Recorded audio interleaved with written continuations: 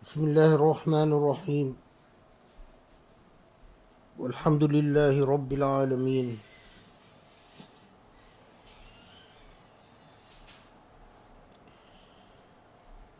وسبحان الله أؤمن به وأستعينه وأستهديه وأستجيره وأستنصره فإنه من هدى الله فلا مضل له ومن يضلله فلا هادي له وأشهد أن لا إله إلا الله وأن محمدا عبده ورسوله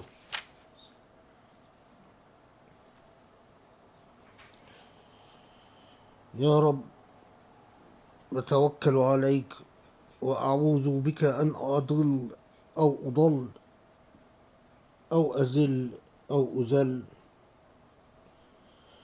أو أظلم أو أظلم أو أجهل أو أستجهل وأقول يا نور السماوات والأرض اللهم اجعل في قلبي نور وفي لساني نور وفي بصري نور وفي أهلي نور وفي بيتي نور وفي كلامي نور اللهم أعظم لي نورا.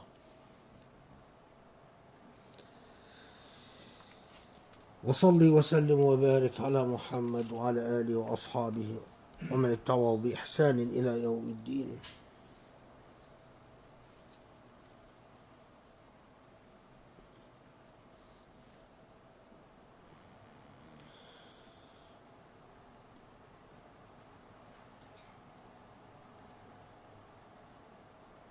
So much of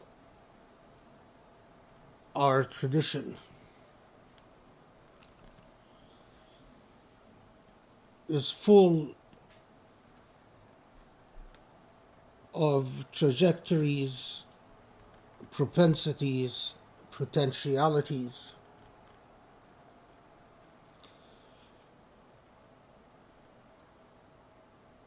Our tradition, and especially the tradition of the Prophet ﷺ, and the tradition of his family, and the tradition of the companions, like all history, like everything that has been reported to us about the past, is complex. History, by its very nature, is a complicated picture. History is never sanitized, never unidimensional, never flat. Anyone that claims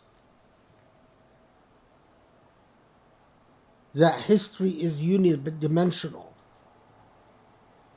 or that it presents a clear and crisp picture, is either ill-informed or lying. Because life itself is complicated, because we often as human beings cannot agree about what transpires and what happens in our present moment. Whenever something unfolds in our present, we often have competing narratives, different points of view, different competing interests. So you can imagine, if this is the situation with the present, You can imagine what the situation would be with the past.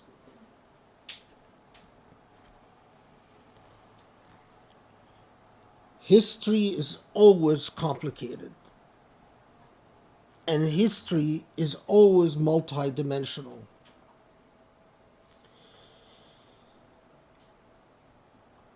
This puts a great deal of responsibility upon us who live in the present moment, a great deal of responsibility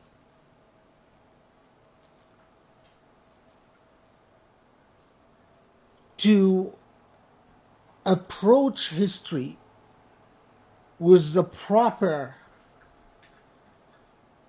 interpretive tools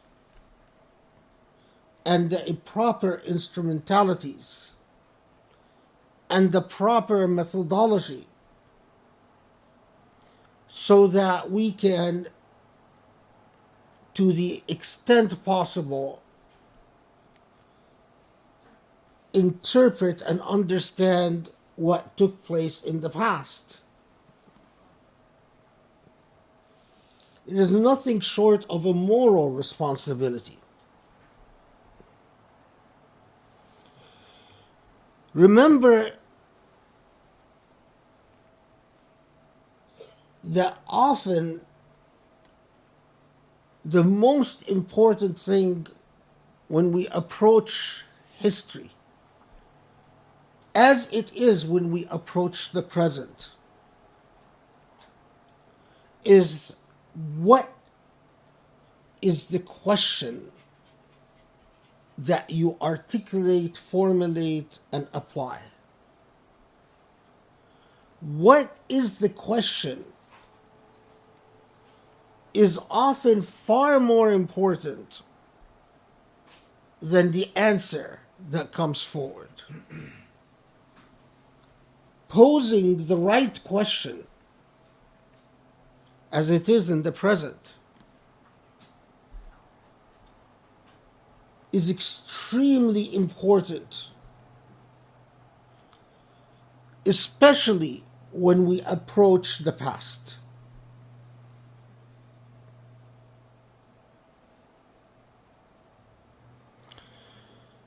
Hardly a day goes by when I do not receive email messages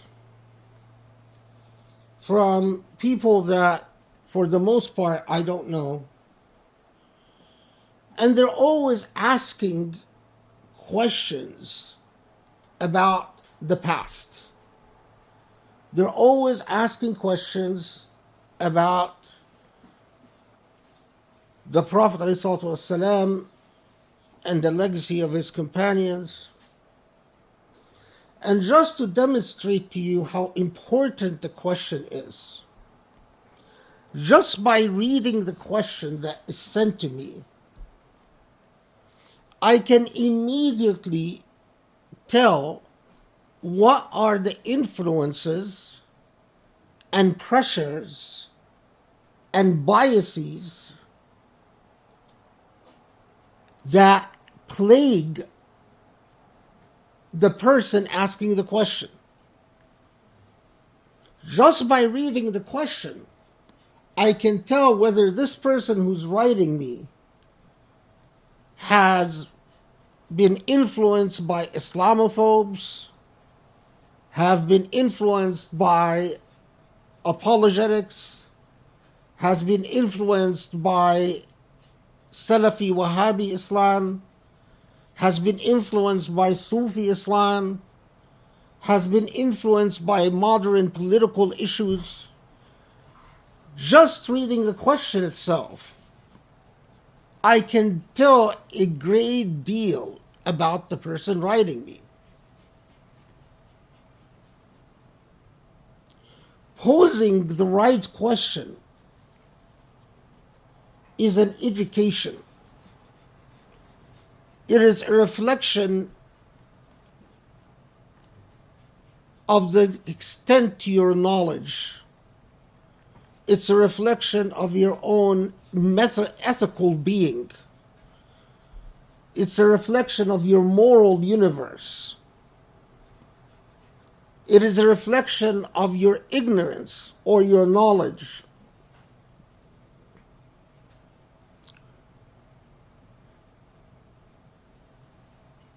Imagine the type of questions that we ask in our present moment and how important they are. And then perhaps you can start to understand how important are the questions that we pose to the past. If in the present moment you have a son and daughter, and the questions that always come to your mind is, who is my daughter meeting behind my back? Who is she talking to that is an unsavory influence? What is she up to? What shenanigans is she making up? So that all the questions that you direct at your daughter are questions that betray your lack of belief in your daughter. That your daughter stands accused and suspect in your eyes. Just the questions that you might have about your daughter and that you direct at your daughter from your daughter's perspective are far more important than any answers she can possibly give you. And in fact, there might be no set of answers that your daughter could give you that will ever satisfy you. Because the problem is not in your daughter, the problem is in your heart and in your intellect. Imagine if you are married to someone and the questions that you direct at your wife, who did you meet? Who did you talk to? Are you really telling me the truth? Questions can destroy a life and can rehabilitate a life and preserve and protect a life. Questions are instrumentalities and reflections of power. But they are also instrumentalities and reflection of human weakness and human distrust and human anxiety and human ignorance. The questions that we pose about our past and to our past are critically important. So people who write me every day, just by reading the question, as I said, I can tell the influences upon them. And quite often, there is no point to responding to a question. Because just from the question, I can tell that this person is not really searching for an objective, scholarly, nuanced response to anything. That what this person suffers from is an ailment inside their heart and inside their intellect.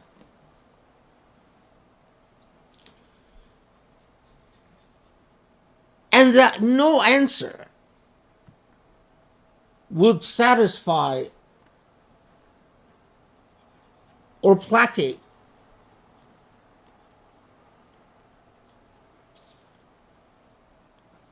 This is critically important because it is the questions that we directed at our tradition that gave us the Islam that we practice today. The questions that we directed at our tradition are what gave us Islam that we practice today. So, let me take you through a few examples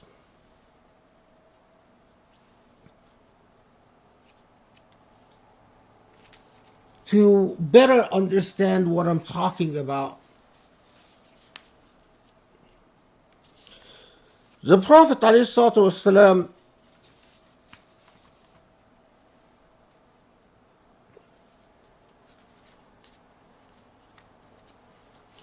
once, it is reported that the Prophet ﷺ told Ali bin Abi Talib,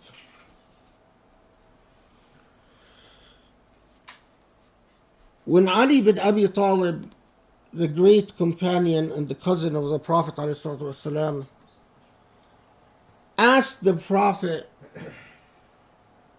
how would you describe yourself? And the following was the response that the Prophet ﷺ is reported to have given.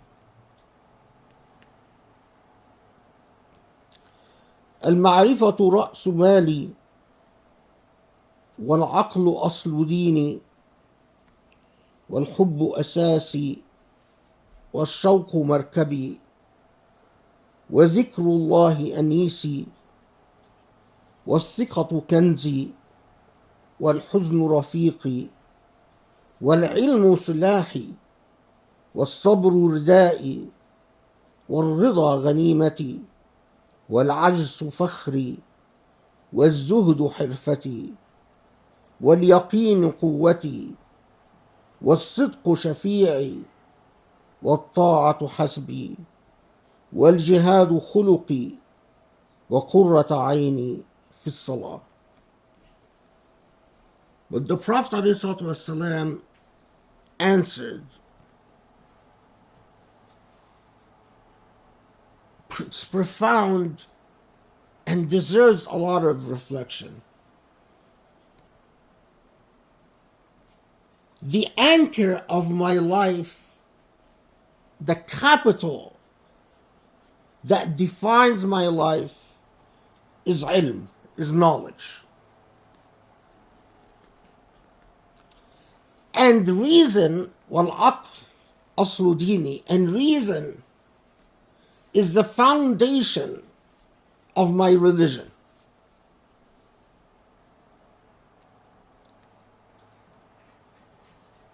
And what are the premises of what I am? The Prophet ﷺ says, وَالْحُبُّ أَسَاسِي, and my foundational being is based on love. وَالشَّوْقُ مَرْكَبِي, and what moves me is passion. And dhikr is my companion.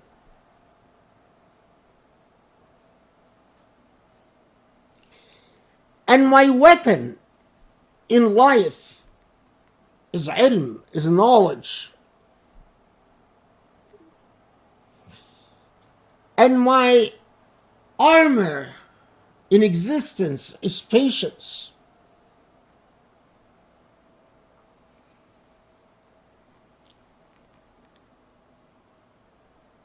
And zuhd, I'm skipping intentionally quite a few of them because we don't have the time to translate everything. But with zuhd, abstention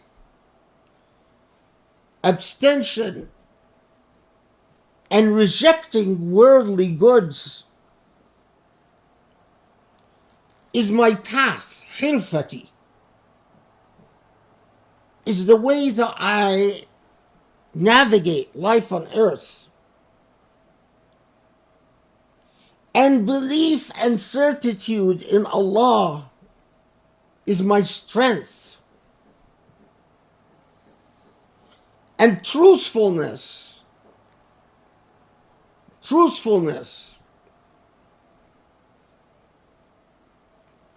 is the agent that makes me in good standing with the Lord.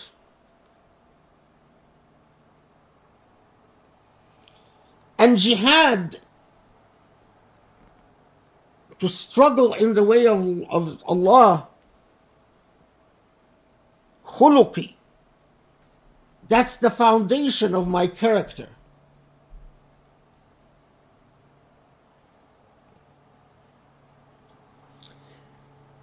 And the kernel of my life,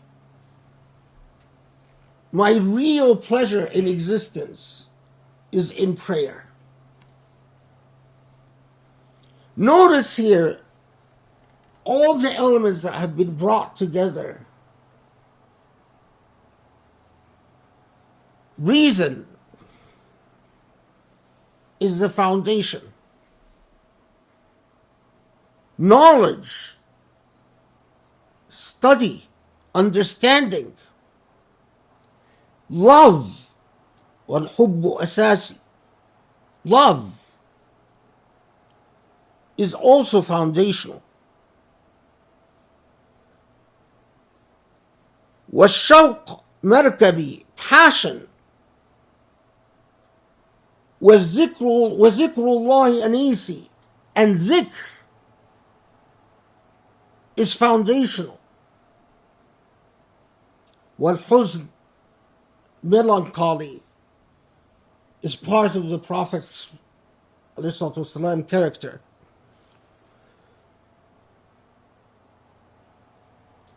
والصبر, patience. And zuhd, abstention from worldly goods. والصدق, truthfulness. والطاعة, well, this is طاعة الله, obedience to God, hasbi, is also foundational. And jihad is also foundational. Struggling in the path of the Lord. And the kernel, the center of life, Prophet's life, ﷺ, is in prayer. Now, pause here and ask yourself, many of those who are hearing me today have been Muslims a good part of their life, if not all their life.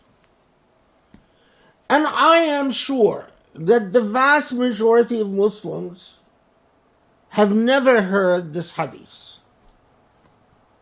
I can't tell you the number of times I've entered into entirely pointless debates with ignorant human beings who tell me things like, there is no reason in Islam. There is no place for reason in Islam. Or there is no place for love in Islam. Or cannot even come close to the type of ethical vision that presented by the Prophet ﷺ in responding to Ali radiallahu anhu. In one paragraph, an entire philosophy of existence is propounded. An entire philosophy of existence is explained in one paragraph. You might have been Muslim for most of your life or all your life, but the vast majority of you have never heard this riwayah, have never heard, but even worse, have never read a real study by modern Muslims on the implications of such a profound statement. A statement that combines reason, knowledge, love, patience, jihad, zuhd, salah, sabr, all in a single integrated vision.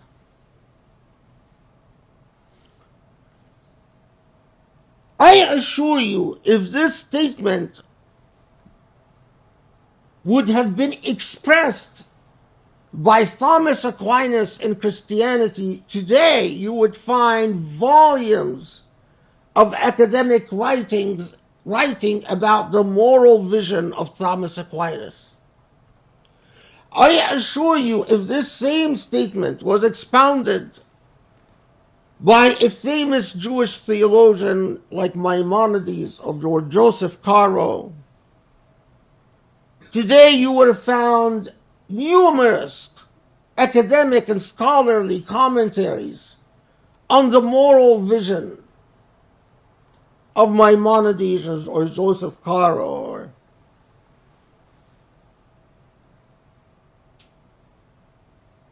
It is what type of question that we pose to the tradition that already predetermined our answer. If you approach the tradition assuming that love has only a marginal place to play, and that what Islam is about is really obedience, that will predetermine your response. If you approach the tradition already assuming that reason has no place, that will already predetermine your response. Posing and learning to pose the right question is always as critical as the type of answer that you might get.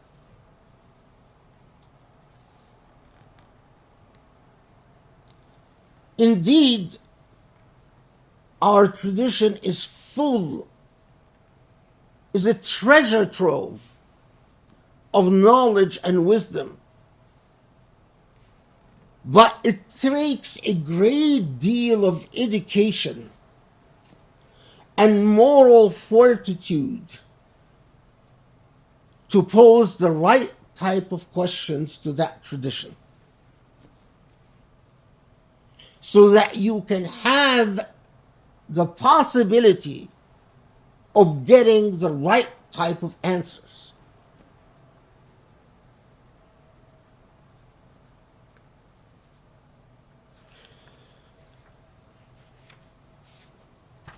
Consider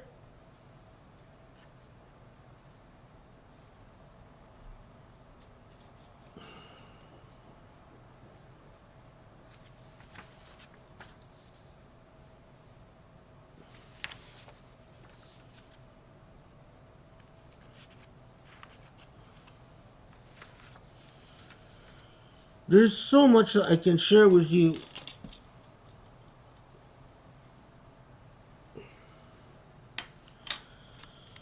But consider some other examples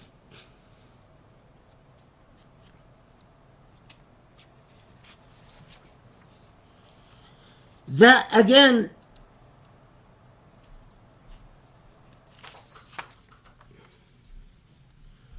unlock entire possibilities of moral development and ethical fortitude.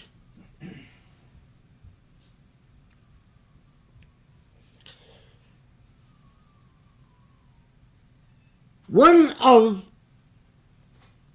the important events and days of Islamic history is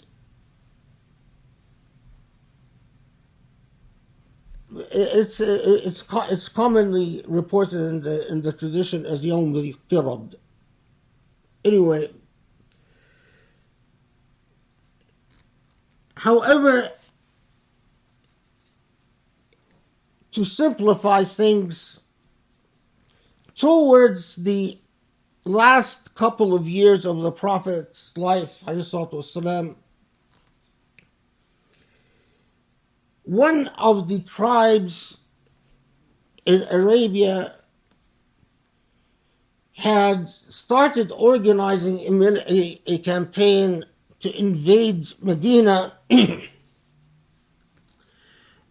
And as usual, the Prophet ﷺ dealt with these hostile overtures by trying to preempt the attack, because the Prophet ﷺ knew that from the experience of the Battle of the Khandaq, that if Muslims are forced to fight a defensive battle from Medina, it would have very destructive influence on the inhabitants of Medina. And what the Prophet ﷺ would often do is that you would organize a military unit that would go meet the enemy outside the borders of Medina rather than defend in Medina or close to Medina. So, in one of these days and in one of these situations,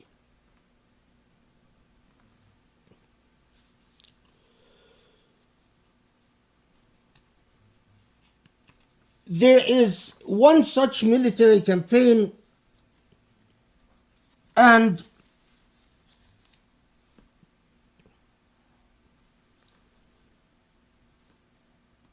the enemies are routed and defeated,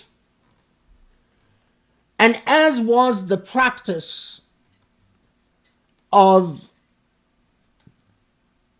people at the time of the Prophet ﷺ and before the Prophet, it was in practice for a very long time in human history, that if the enemy brings with them to battle women and children,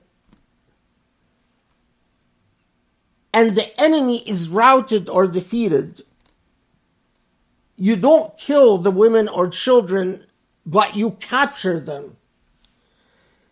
And as was the practice of the laws of war at the time, when you capture enemies and women and children brought to battle by the enemy, brought to battle,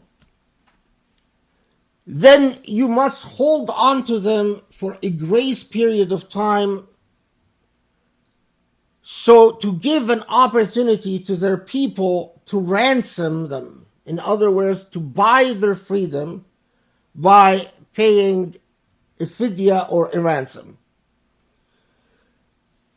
If their people do not do that, at the end of that time period, these captives become slaves and are held as slaves. That was the law of war or the law of nations back then.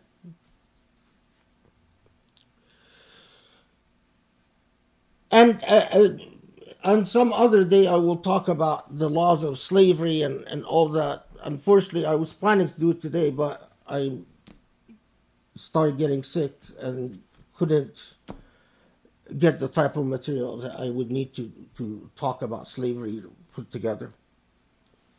Alhamdulillah. Anyway, so among the women who fell captive was a woman known as Sufana bint Hatim al-Ta'i. When Sufana is brought as a prisoner of war, she hasn't become a slave yet, because the ransom period had not expired. But she is initially brought to the head of the commander of Muslim forces.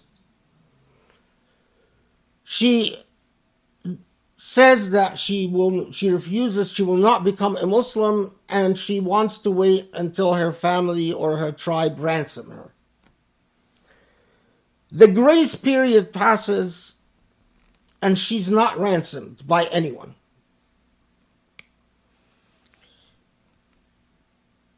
At that point, Sufana requests that she meets the Prophet ﷺ. Sufana tells the commander of Muslim forces, I want to meet your Prophet. Now, for the practices of people at that time, for a prisoner of war to say, I want to meet your commander in charge, imagine if a captive of war in Afghanistan, someone like from fighting with the Taliban, says, I want to meet the American president. It is impossible to think of. For a captive of war, for instance, by the Romans, to say, I want to meet your emperor. But the Prophet ﷺ was known never to turn anyone down that wants to meet with him. So already it's an odd situation. And the Prophet ﷺ meets with Sufana, and Sufana says the following, Ya Muhammad. She didn't say Ya Rasulullah, she said Ya Muhammad, calling him by his first name. أرأيت أن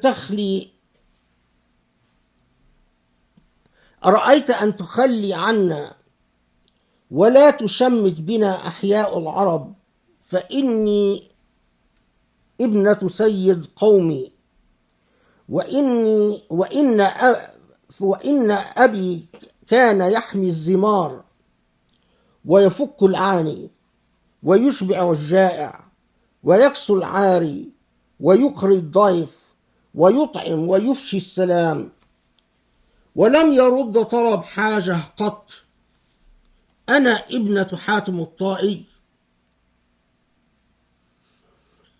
فقال لها النبي عليه الصلاة والسلام هذه صفات المؤمنين خلوا عنها فإن أباها كان يحب مكارم الأخلاق وإن الله يحب مكارم الأخلاق.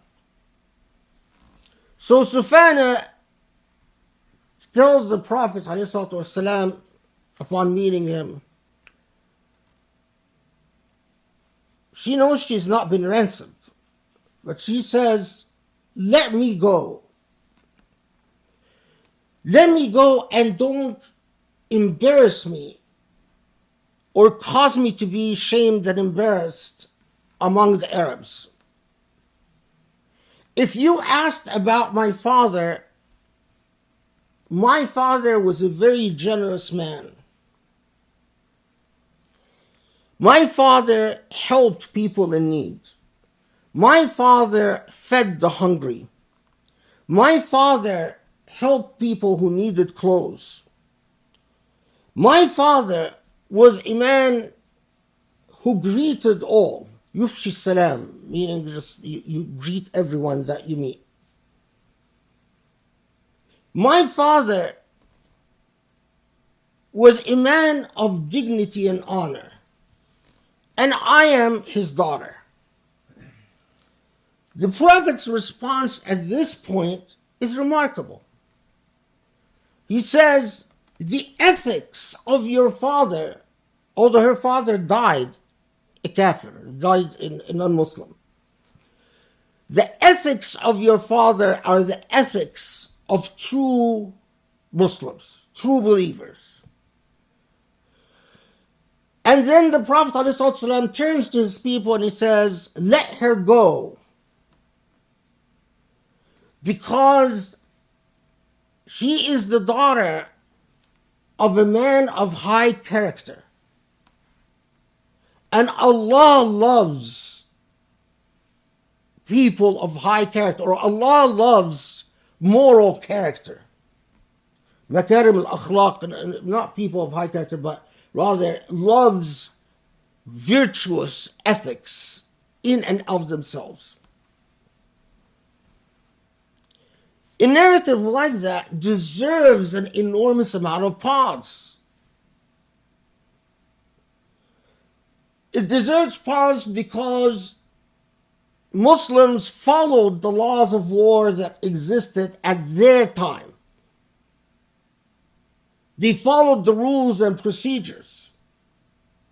But following the rules and procedures of the laws of their time didn't prevent them from exceeding these laws by offering moral and ethical contributions that were ahead of the laws of their time. The laws of your time says captive, ransom, enslavement. What is the change here? What is the value added here? The value added is that virtuous ethics could be enough to earn your release without a ransom.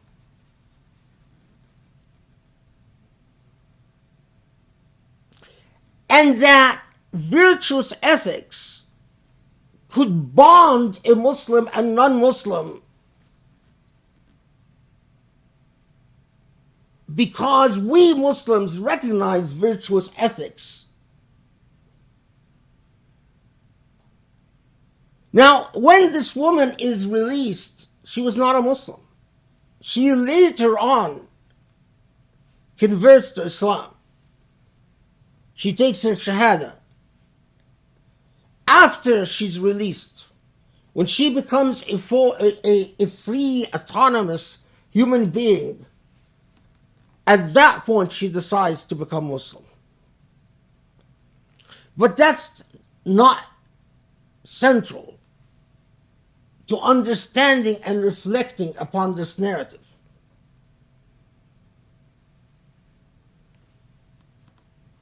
We know from other situations that if prisoners of war taught Muslims to read and write, they were released without ransom. We know from other situations that if prisoners of war helped teach Muslims technology and technological advancement, like Sana'at al-Dabbabat, what was known as the Dabbaba, the siege instrument. A tank, but not our modern day tank. They were tanks that in that day and age would help lay siege to a fortress. That earned their release if they taught Muslims that technology, because Muslims did not have the technology of the Dabbaba or these tanks of the medieval age. I am certain that the vast majority of Muslims who are listening to me have never heard of this incident with Sufana and the Prophet ﷺ, and they might have heard part of that tradition quoted about makarim al-akhlaq, about good moral character, but they don't know where it comes from and what was the occasion. It is the question that you pose to the tradition. I will give you one final example before I close the first khutbah.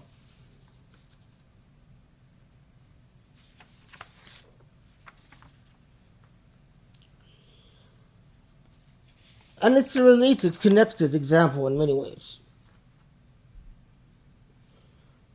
When Sufana is released, she tells the Prophet ﷺ, I want to go back to my family. And the Prophet ﷺ tells her, well, you're free to do so, but please do not travel alone. Your family right now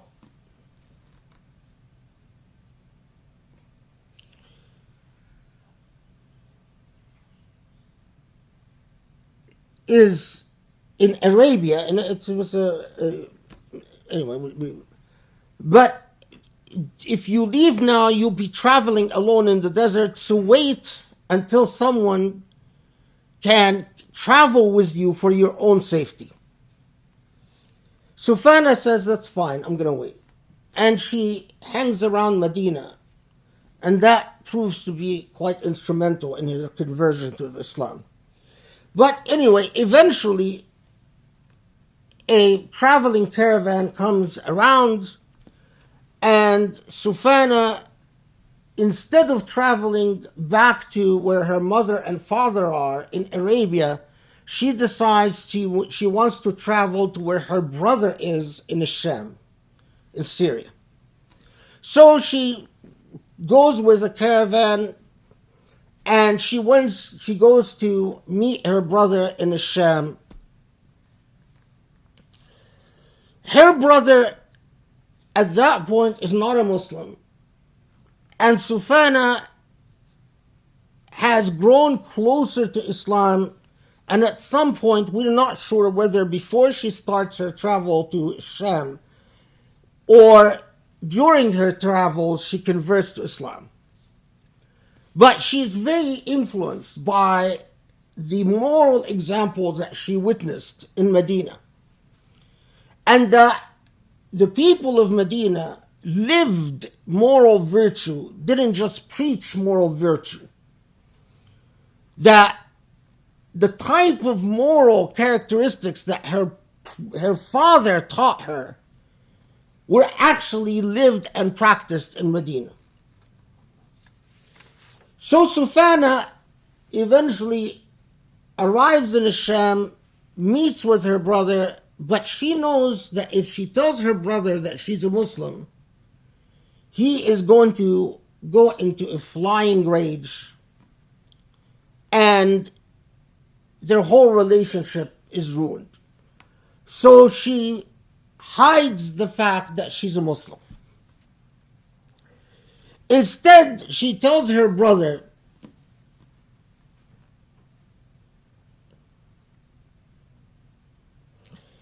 her brother's name was Adi. She tells her brother Adi, when I fell captive to the Muslim armies, I saw what I never expected to see. What did you see, sister? I saw people who lived virtue, didn't just talk about virtue. They were a truthful people, a people of great dignity and honor, a people of great generosity, a people who greeted each other consistently, and who functioned as a unit. And I met their prophet.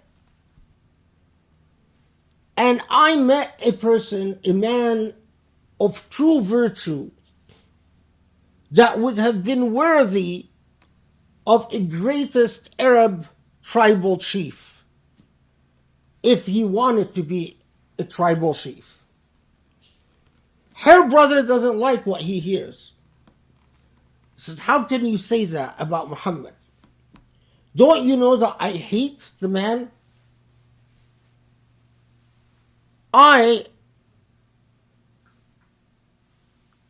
Uday, I'm a man of great eloquence, and I am a great poet. And I have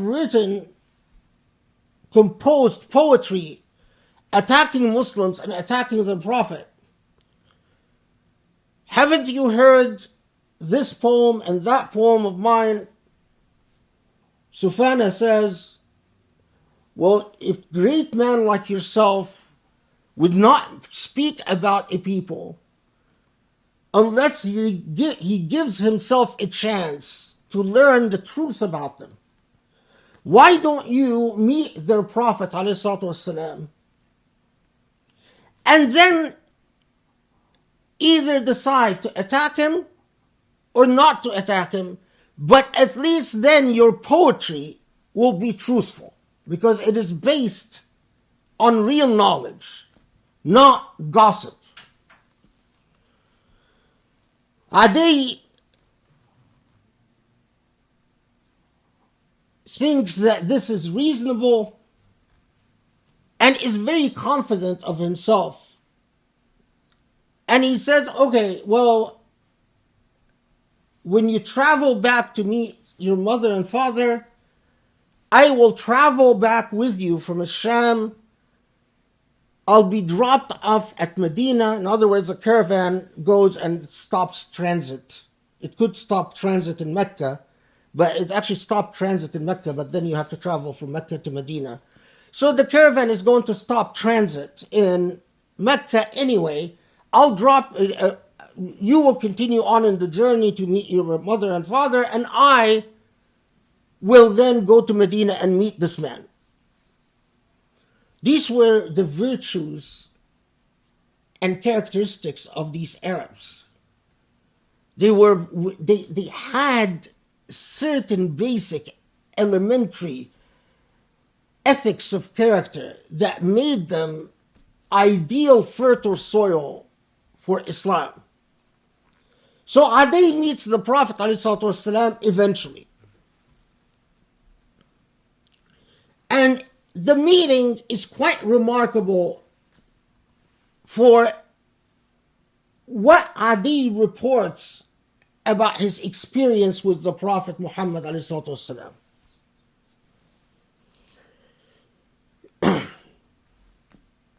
So, first, Adi bin Hatim is amazed at how easy it was to request an audience with the Prophet ﷺ and to get an audience.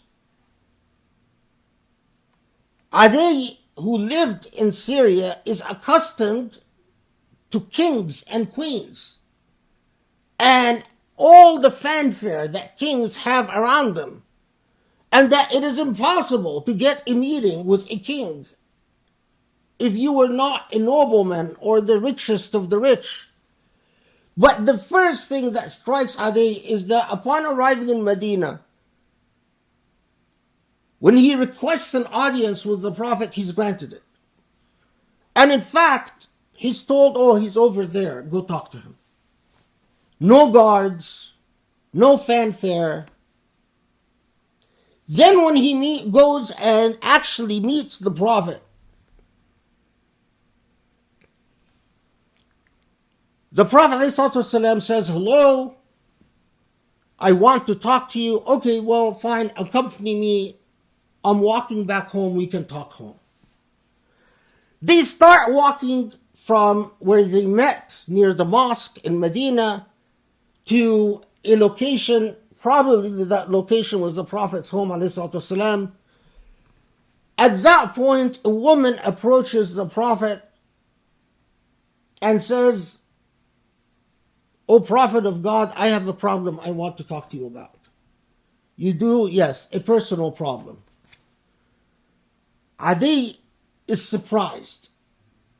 The Prophet then talks to this woman who didn't have an appointment, didn't have a date, had a personal problem, whatever that personal problem was.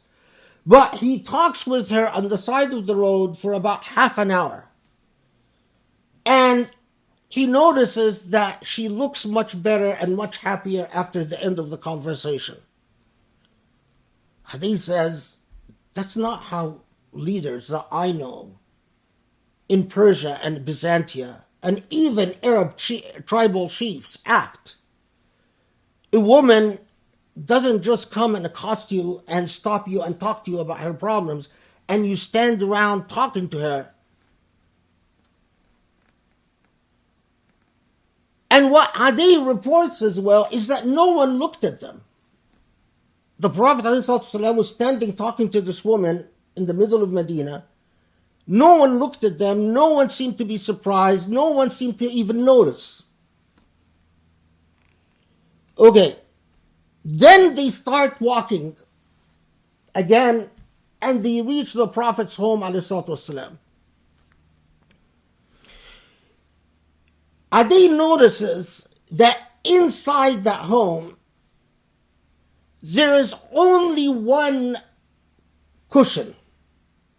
And that cushion is stuffed with straw. It's not stuffed with cotton. Cushions that are stuffed with cotton are worth much more than cushions stuffed with straw. And a cushion stuffed with straw means you can't afford to buy the cushions stuffed with cotton.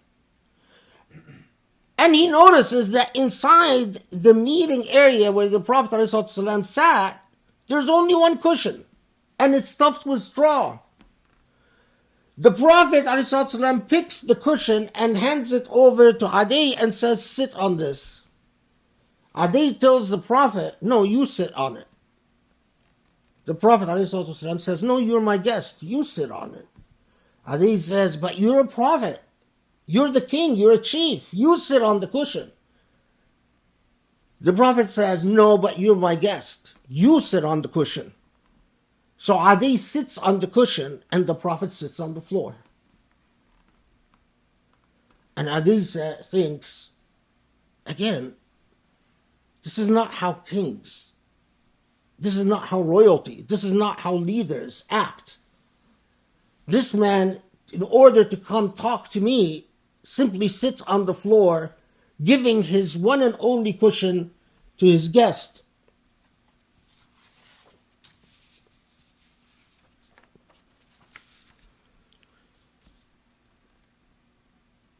Adi then is offered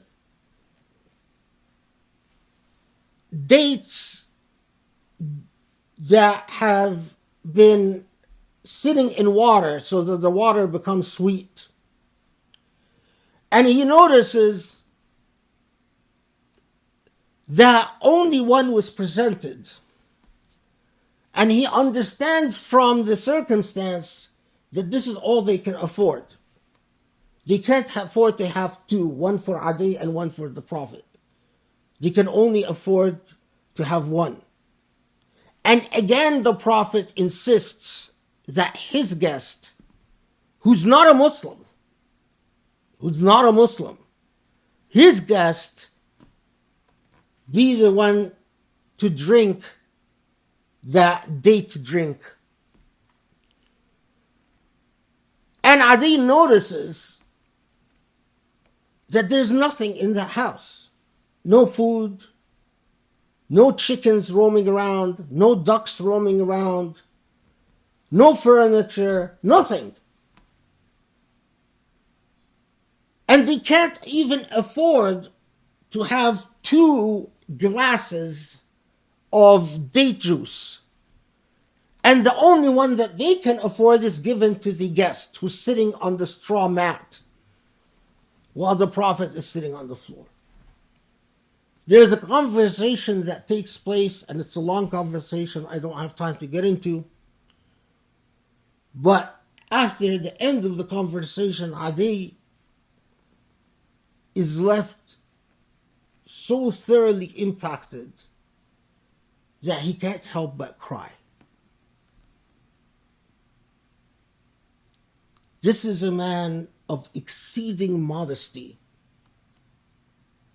a man who doesn't seem to live on this earth, who exists on this earth, but his heart and mind belong to somewhere else. A man who is generous and compassionate, even to the stranger who doesn't share the Prophet's religion. This is, in short, a man of beauty. Eventually, Adi converts like his sister, Sufana. Now ask yourself the questions we pose to the past. Ask yourself, what type of questions did I pose to the past in order to share with you these stories today? And ask yourself, why is it that you, most probably, the vast majority of you, have never heard of these stories? Ask yourself what type of questions your teachers posed to teach you what they taught you about your tradition, as opposed to what I am teaching you. And ask yourself how qualified they were to ask the questions in the first place.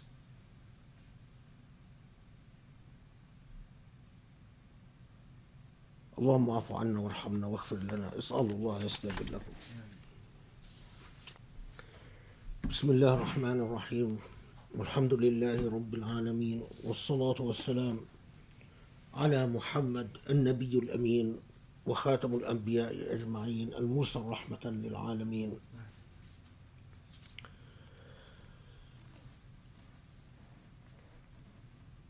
I must shift gears to talk about something that I consider to be of obvious significance to humanity, but especially to us Americans.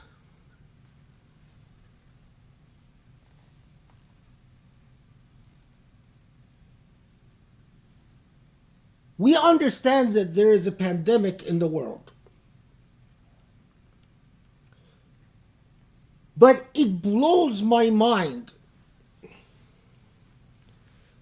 that as I speak, just yesterday, the United States reported 70,000 new cases, and still the death rate is extremely high, and nearly 140,000 plus, more than 140,000 Americans have lost their lives. I must tell you that this fills me with dismay and shock. If someone would have told you before this pandemic started that Americans could have 140,000 people killed, 140,000 citizens killed, and failed to respond, would you have believed them? From my perspective as a Muslim, it fills me with anger and sorrow, because we saw when up to 4,000 Americans were killed in 9/11, we spent billions of dollars invading two Muslim countries, killing thousands upon thousands of people.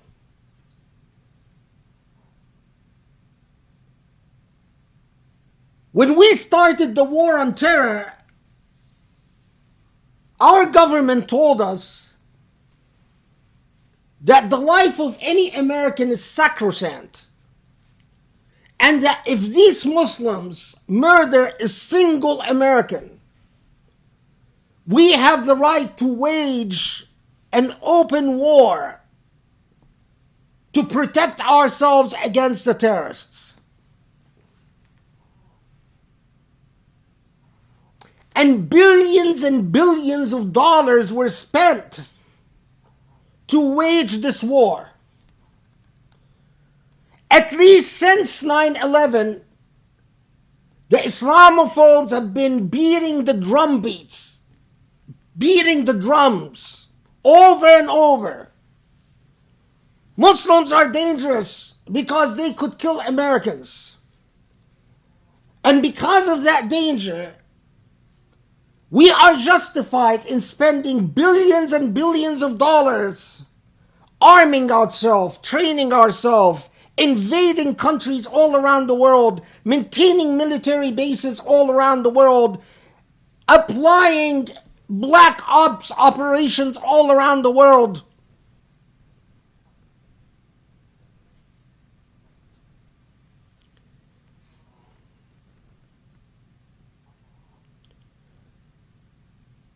But yet, in this pandemic, we don't see anything coming close to what we spend on war being spent to defend Americans from an imminent, present enemy. Or is it that the coronavirus must be Muslim before we react? It doesn't seem to matter that thousands of Americans are dying. We did not institute the type of effective policies that were instituted by New Zealand, for instance. We didn't even come close to what Britain did. We even fail when compared to Italy and Spain. We fail miserably even when compared to Australia, leave alone Canada. When you compare the type of resources spent by countries like New Zealand, Canada, Australia, England, leave alone most European countries, but even China, when compared to the resources that China spent in fighting the virus to what we've done, we're a miserable failure. So how am I supposed to take it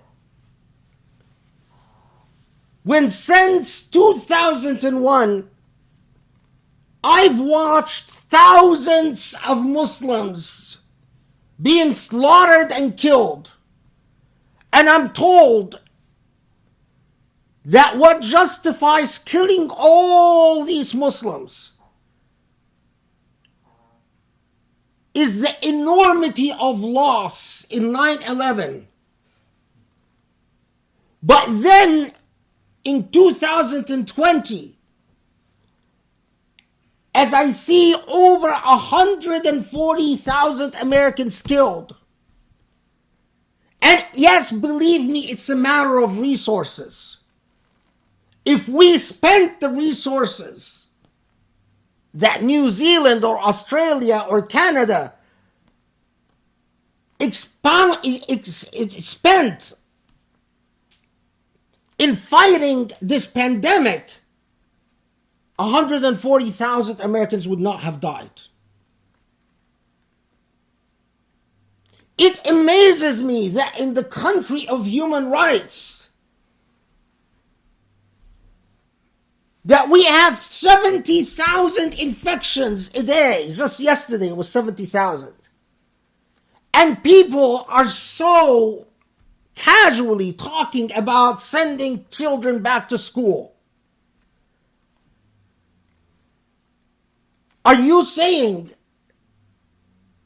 that we value human life so little that we're willing to risk the lives of our children just so that the economy can make the rich richer?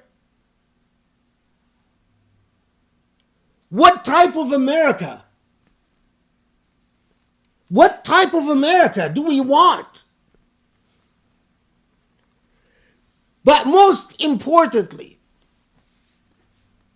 Muslims must understand that from an Islamic perspective, to treat a pandemic as you are on your own. If you get sick, well, hard luck, you're on your own, is thoroughly un-Islamic. Let me be very clear. When the Prophet ﷺ, he didn't just teach us that if you are in a town and there's a plague or a pandemic, neither enter this town or leave this town. But when a man who was ill with a highly infectious disease wanted to have an audience with the Prophet to give him his bay'ah, the Prophet promptly ordered this man to return back home and said, قَدْ بَايَعْنَاكَ. In other words, I took your oath of allegiance remotely, remote distance, via Skype of their time. But go back home. Your place is home. Understand that as a Muslim, if you knowingly or negligently cause the infection of others so that you have reason to believe that you are carrying corona, or through your misconduct because you were negligent when you were not supposed to be negligent. So in other words, you didn't care about wearing a mask. What is it? Mask? Yeah, wearing a mask. You didn't maintain safe distances. You went around shaking hands or playing basketball or playing soccer and didn't take the necessary protective measures. And through your negligent behavior, you caused others to be infected. In Sharia, this is an assault. Whether intentional assault or non-intentional would define how much sin you incur. But rest assured, it is sin. Just because strike that. In fact, as a Muslim, everything in your religion, our religion, is the only religion that clearly instructed that if there is a pond that animals graze from, animals drink from that pond, you are not allowed to urinate in this pond. But only animals drink from the pond still. That's what our religion taught. You can't urinate. It is a sin to urinate where other human beings bathe or where animals graze. Ours is the only religion that said you don't have the right to contaminate water. You don't have the right to ignore the rights of others.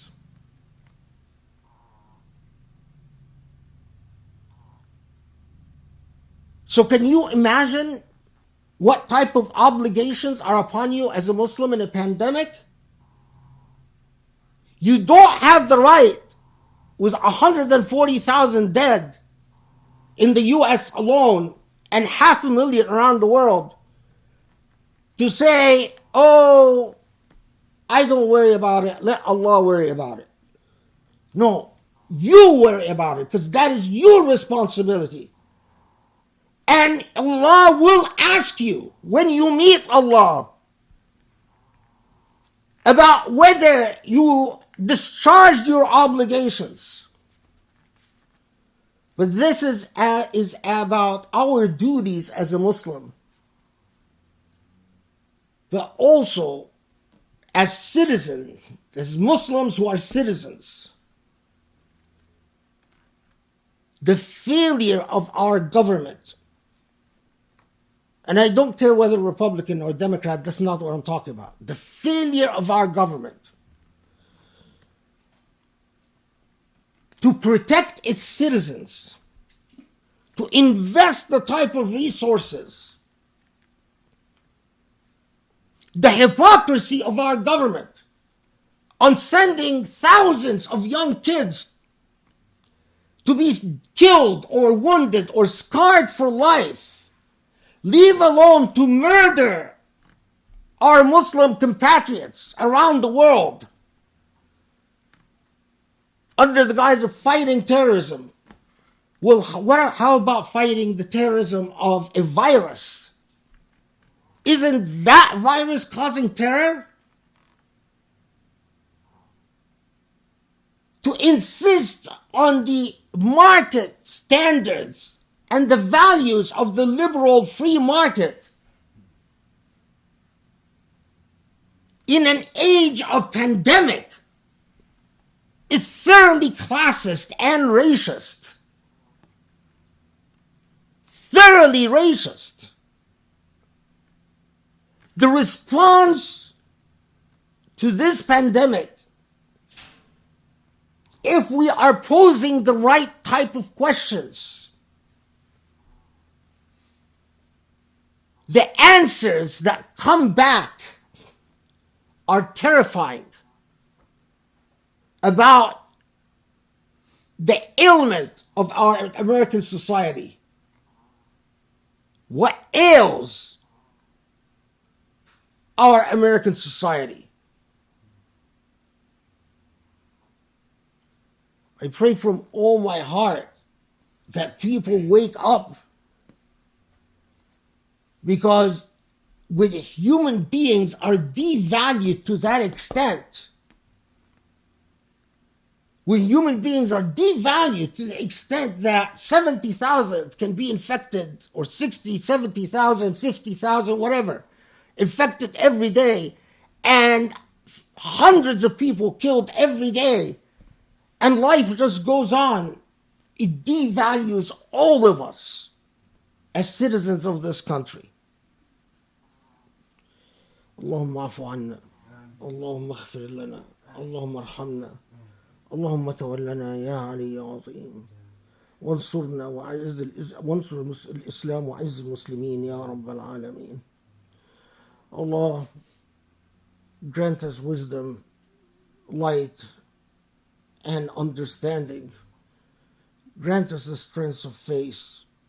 Help us to become better Muslims, to always ask the right questions of the present and the past, to always be on the straight path, the path of Islam, the path of enlightenment and beauty. Ya Allah, Ya Ali, Ya Azim.